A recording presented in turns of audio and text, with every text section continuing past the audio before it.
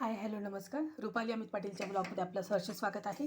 मी फक्त एक वाटीभर डाळ घेतलेली आहे आणि ती थोडीशी करपूस अशी भाजून घ्यायची आहे. आज आपण बनवणार आहे मुगाच्या डाळीचा शिरा. ते मिक्सरमध्ये टाकून आपण बारीक करून घेणार आहोत मिक्सरमधून. यातच मी एक वेलदोडा टाकून घेतला आहे. थोडं बारीक मी दळून घेतलेलं आहे, तरी त्या प्रमाणात काही इतकं बारीकसं दळून झालेलं नाही आहे. मी अजून एकदा बारीक करणार आहे मिक्सरमधून आणि त्यात मी एक वेलदोडा पण टाकून घेतलेला आहे. मी एका बाजूला रस्सम उकळवते. रस्सम मी रेडीमेड पावडर आणलेली होती आणि मग त्याला फक्त मी पाण्यात टाकून उकळ काढते. आणि इकडे बनवला आहे मी मटण घालून पुलाव. आज घरभर सुवास आहे. चतुर्थीचा आज सण आहे, उपवास आहे आणि आज त्या नैवेद्यासाठी मी हे बनवते आहे मटर पुलाव, रस्सम आणि मुगाच्या डाळीचा शिरा. आता आपण करणार आहोत मुगाच्या डाळीचा शिरा. एक वाटीभर मी ते तूप गरम करून घेतलेलं आहे कढईमध्ये. थोडी साखर घेतलेली आहे. थोडे ड्रायफ्रूट्स मी मिक्सरमधून बारीक करून घेतलेले आहे, दळून घेतलेले आहे. थोडंसं दूध आणि पाणी मी गरम करून घेते आणि ही मुगाची डाळ माझी दळून झालेली आहे. त्यातच मी वेलदोडा बारीक करून घेतलेला आहे. आता फक्त हलकी आचेवर आपण तिला गरम करून थोडंसं त्याच्यात मग नंतर आपण साखर वगैरे टाकूया.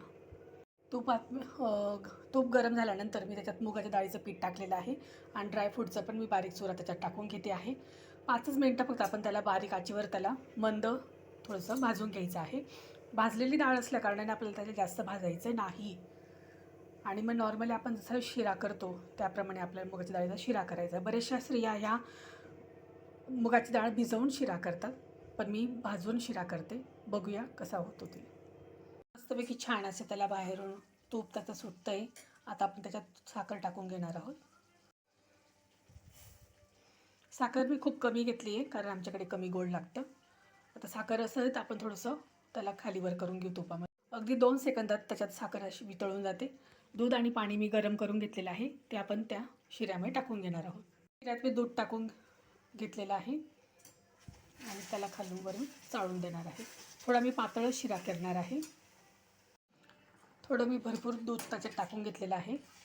थोडं साधं पाणी त्याच्यात मिक्स केलेलं आहे. मला थोडं पातळच हवा आहे शिरा. आता बघूया, कारण जुनी डाळ असल्यामुळे ती कोरडी होते. बघू आता. बघा छानसा पातळच तयार होतो आहे. 5 एक मिनटाची उकळी येऊन त्याला आपण मंद आचेवर थोडं शिजू देणार आहोत. त्यात तुम्ही ड्रायफ्रूट्स वगैरे टाकू शकतात, थोडं केशर टाकू शकतात, पण नॅचरली रंग त्याचा चांगला येतो आणि चवीला फार टेस्टी लागतो. असा हा मुगाच्या डाळीचा शिरा आम्ही आज गणपती बाप्पाच्या चतुर्थीसाठी प्रसादाला बनवलेला आहे. लाईक करा, शेअर करा, सबस्क्राईब करा, कमेंट टाका. हा बघा गणपती बाप्पाचा नैवेद्य. रस्सम आहे, मुगाच्या डाळीचा शिरा आहे, पुलाव आहे. पुलावर त्यांनी चेरी आणली होती, ती चेरी लावून दिलेली आहे. लाईक करा, शेअर करा, सबस्क्राईब करा, कमेंट टाका. करून बघा मुगाच्या डाळीचा शिरा. भेटू पुढच्या ब्लॉगमध्ये. तोपर्यंत बाय.